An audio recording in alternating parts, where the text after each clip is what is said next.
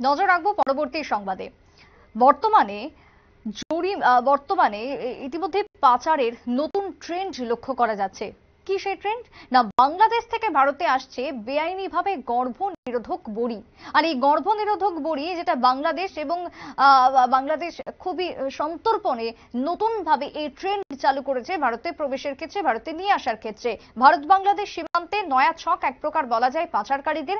Bangladeshi পাচারকারীদের target হচ্ছে এই মুহূর্তে দাঁড়িয়ে বাংলা, ত্রিপুরা সহ উত্তর পূর্বের রাজ্যগুলিতে। এই রাজ্যগুলিতে তারা গর্ভনিরোধক এই বড়ি ছড়িয়ে দিতে চাইছে একাংশ পাচারকারীরা, যে উদ্দেশ্যকে সামনে রেখে ত্রিপুরার যে সীমান্ত রয়েছে সেই সীমান্তকে কাজে লাগানোর ছক কষছে। কথা বলবো প্রতিনিধি অঙ্কিতা বর্ধন রয়েছেন টেলিফোন লাইনে। অঙ্কিতা, বাংলাদেশ এবং ভারতের মধ্যে বেআইনি যে আদান প্রদান রয়েছে বা যে পাচারকারীরা সক্রিয় রয়েছে তা আমরা এর পূর্বে বহুবার বহু ক্ষেত্রে দেখেছি। এবারে নতুন যে ছবি সামনে আসছে তা হচ্ছে গর্ভনিরোধক বড়ির ক্ষেত্রে পাচারের নতুন ট্রেন্ড। কি বলবে এই সম্পর্কে, কি তথ্য রয়েছে? একদমই, দেখো, ভারত বাংলাদেশের আন্তর্জাতিক সীমান্তের কাঁটাতারহীন যে এলাকাগুলি রয়েছে সেই এলাকাগুলি দিয়ে কিন্তু আমরা প্রতিনিয়ত অভিযোগ পাই সারা বছরই পাচার হয় গরু, মাদক, জাল নোট, এ সমস্ত কিছু। আর তবে সেসব কিছুকে কিন্তু এবার ছাপিয়ে এখন দেখা যাচ্ছে যে একেবারে সীমান্ত পাচারে এই মুহূর্তে নতুন ট্রেন্ড হচ্ছে গর্ভ নিরোধক বড়ি, যা রীতিমতো মাথা ব্যথার কারণ হয়ে দাঁড়িয়েছে দু দেশের সরকারের জন্য। কেন?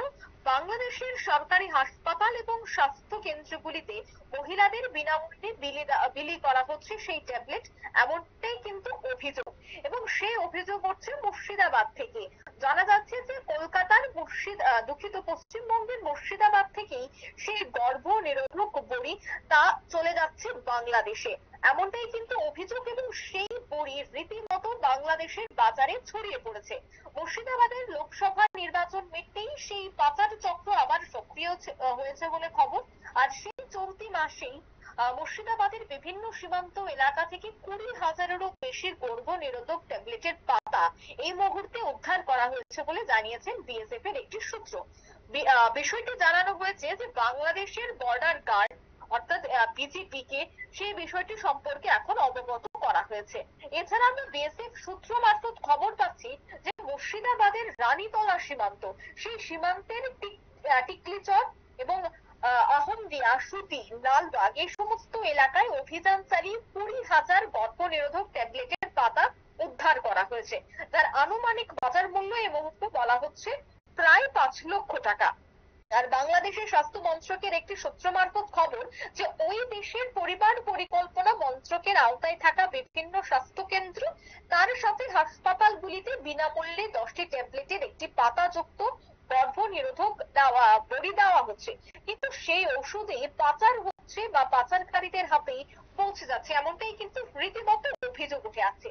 আর সেই ট্যাবলেট পাচারের কারণ হিসেবে জানা যাচ্ছে যে ভারতের সীমান্ত লাগোয়া জেলাগুলিতে বাংলাদেশের গর্ভ নিরোধক ট্যাবলেটের জনপ্রিয়তা ধীরে ধীরে বাড়ছে।